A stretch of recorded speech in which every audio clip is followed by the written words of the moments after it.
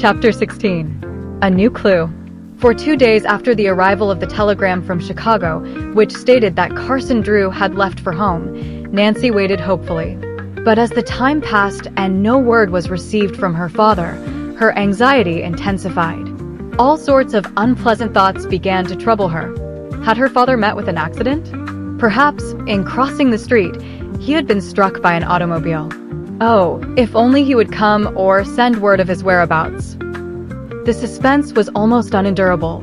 At the repeated urging of Rosemary and Floretta, she consented to remain at the mansion until she received news from her father. But the strain of waiting was beginning to tell heavily upon her. Since Carson Drew had left River Heights, she had not even received a letter from him. Nancy's interest in the mystery of the old stone house gradually lessened. She was still determined to solve the enigma, but the fear that something had happened to her father overshadowed all else. Since the theft of the silk dresses from Floretta's room, nothing had happened to disturb the tranquility of the Turnbull household, although an atmosphere of suspense seemed to hover over the entire house. Sometimes Nancy thought that the very silence of the place would drive her into hysterics. She longed to depart, but for the sake of Floretta and Rosemary she remained. Several times she had searched the house in the hope of finding secret openings in the walls, but although when she rapped them a few had a hollow sound, she was never able to find any hidden door. It was discouraging. Since Nancy had learned that Nathan Gambit was endeavoring to purchase the Turnbull mansion at a ridiculously low price, she felt that she had struck a valuable clue. In her own mind, she was firmly convinced that the miser had some connection with the strange things which had been going on in the old house. She had no way of establishing the identity of the thief, but she was certain that it was either Gambit or someone employed by him. He intends to scare Rosemary and Floretta into selling at any price, Nancy thought. It's up to me to quench his little game. She was at a loss to know what course to follow. If only her father were there to give her advice. As a last resort, I'll go to Gambit and have a talk with him, she decided. By skillful questioning, I may be able to learn something which will incriminate him. Nancy was well aware that Nathan Gambit was clever as well as scheming. It would be difficult to convict him of entering the mansion, that she knew. She could not cause him to be arrested upon suspicion. I must find a way to prove that he is the guilty one, she thought. If I delay too long, something terrible may happen here. That miser is a desperate man when crossed. Convinced that it was unwise to postpone her visit to the home of the miser, she determined to visit him that very day, although she dreaded the ordeal. Can you tell me where Nathan Gambit lives? She asked Rosemary at the luncheon table. Why, don't you know? Rosemary asked. He lives in the old stone house directly back of us.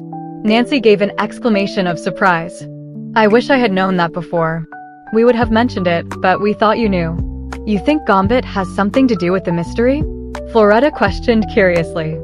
I'm almost certain of it, but to prove my theory will not be easy. Nathan is as clever as he is scheming. Tell me, how long has he lived in the stone house?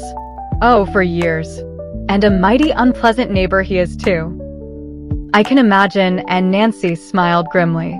You see, there's quite a story connected with Nathan's ownership of the house, Floretta began. Would you care to hear it? Indeed, I would. The house was originally built by a Turnbull. That explains why it so closely resembles our own. Both homes were built by the same man? Nancy asked. No, by two brothers. It was Rosemary who answered. They were devoted to each other, and for that reason they built their houses close together, although, as you can see, they are on different roads. When the Civil War broke out, the brothers had their first disagreement. Floretta continued the story.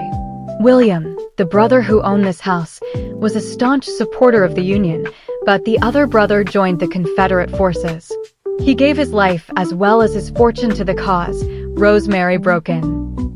He was killed in action, Floretta finished. After his death, it was learned that he had heavily mortgaged his home. Everything went to pay the debts. The house passed from one person to another until finally it fell into the hands of Nathan Gambit. But why does he want to buy your home? Nancy demanded, with a puzzled frown. If he hopes to sell to the city, why doesn't he give up his own house? The city doesn't want it, Rosemary explained. He did try to sell. His house doesn't have as interesting a history as ours does, and he has permitted it to run down. It's in a terrible condition now. I shouldn't be surprised any day to see it tumble from its foundation. Nathan has always been queer, Floretta remarked. As long as we can remember, he has lived alone. Not exactly alone, Rosemary broke in. He keeps a servant. A colored woman who looks as though she were an ogre. And birds, Floretta added. His house fairly swarms with them. When they die, he stuffs them. UG. She shuddered. You couldn't hire me to go near his place. You say he keeps birds? Nancy inquired, with quickening interest.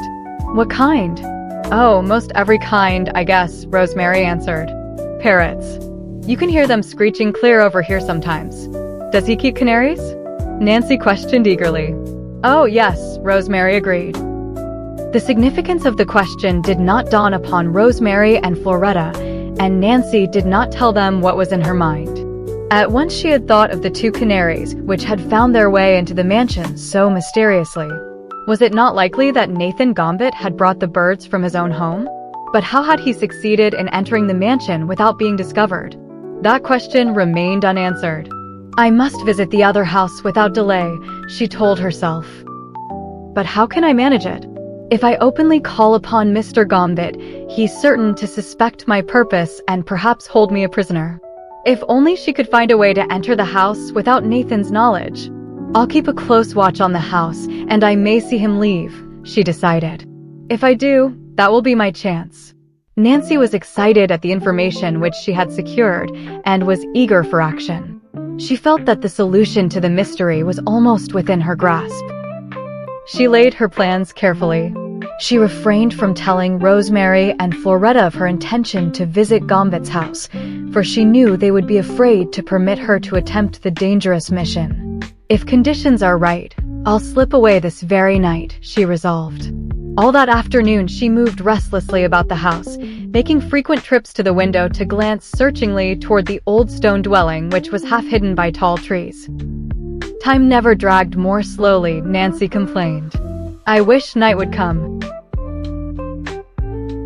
She ate little dinner, for as the hour approached, she realized more keenly than before that she was about to undertake a dangerous adventure.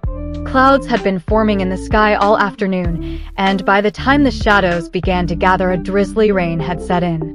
Nothing could have pleased her more. What a horrible night, Floretta remarked nervously as she glanced at the rain-splashed windows. I hope we don't have another visit from our ghost. It's just the sort of night for something to happen. Rosemary looked displeased at this audible expression of her sister's nervousness. Nancy smiled reassuringly. I have a feeling that this is going to be an unlucky night for our ghost, she said evenly. And now, if you will excuse me, I believe I'll retire early. After saying good night to Rosemary and Floretta, Nancy Drew went directly to her room. But she did not prepare for bed. On this night, she had an important mission ahead of her.